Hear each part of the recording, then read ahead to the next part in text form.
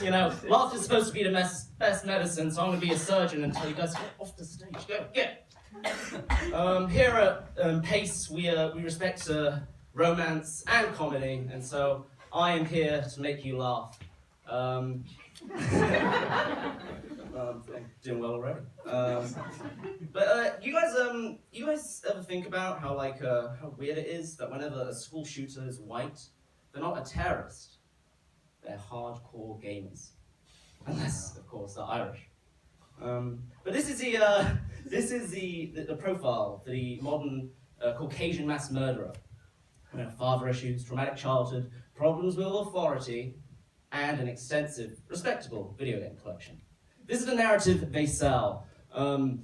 Red-blooded, pure-hearted patriots who love and hoard automatic weapons, not for their function of mayhem and slaughter, you communists. No. They use automatic weapons to hunt. No, you can't use automatic weapons to hunt. They use them for self-defense. No, you can't use them for either. Alright, they like the aesthetic, okay? Instead of having a plastic fish on a wall that sings "Take Me to the River," they've got an AK-47. They use an Uzi as a paperweight. Until they play that last, fateful, demonic game of Call of Duty. Get that last, soul-corrupting 360 no-scope headshot. And then they see the gun on the wall. Wait 1 second, bro.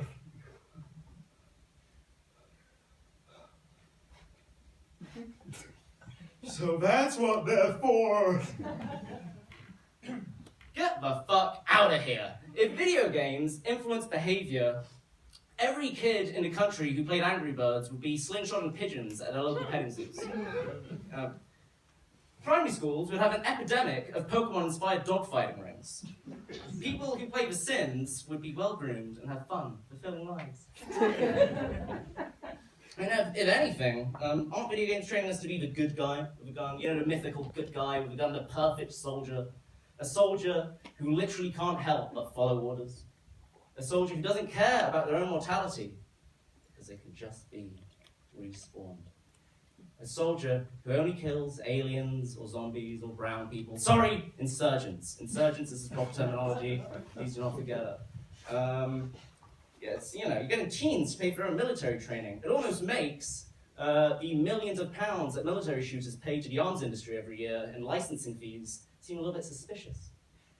I'm not a conspiracy theorist. Let's get away from something less controversial. Crazy weather we're happening, right now. Am I right? Seriously, how long until we get a hurricane emoji in a weather app? Until Apple offers 1 free month of Apple Music with every disaster relief package. It is a little bit spooky how comfortable corporations are getting with climate change, isn't it? Kind of makes all the times that they've gone on about the dangers of overpopulation suddenly seem like thinly veiled threats. It's a terrible tragedy, but overpopulation will cause such disaster to industry that sacrifices must be made, and a culling of you, the consumers, must occur so that I, Rupert Murdoch, and everyone here at News Corporation can survive.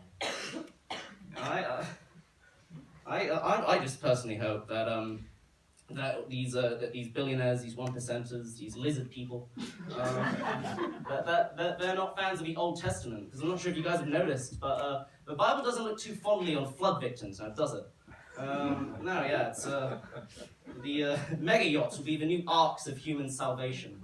Donald Trump will be delivering sermons to the orphans of the Great Flood.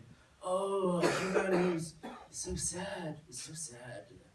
They never recycled, and they lied about me all the time, and they got what they deserve. What can I say? And, Mr. Trump, what did you do to stop the flood?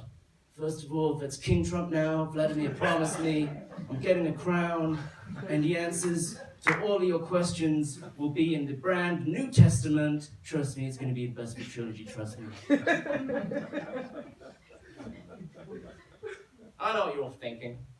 Oh, great, what another angry adolescent shouting his opinions. What insight is your acne and angst going to give me? Oh, goody.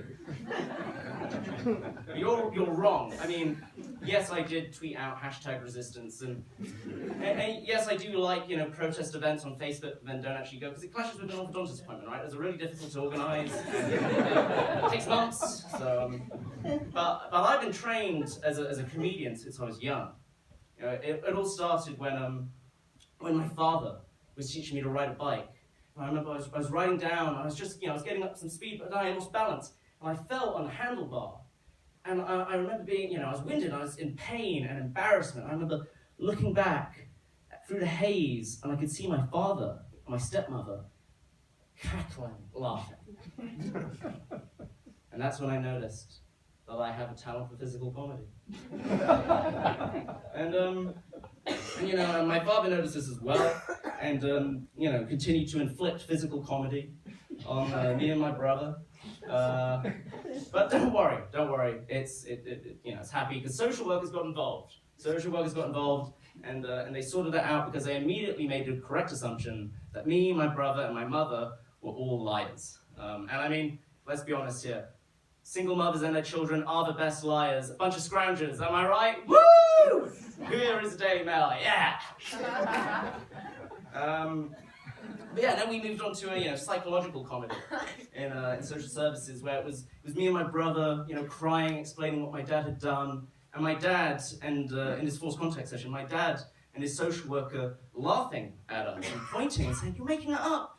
Your mum's making you say this. You're lying." Yeah. So I was funny, but my material lacked credibility.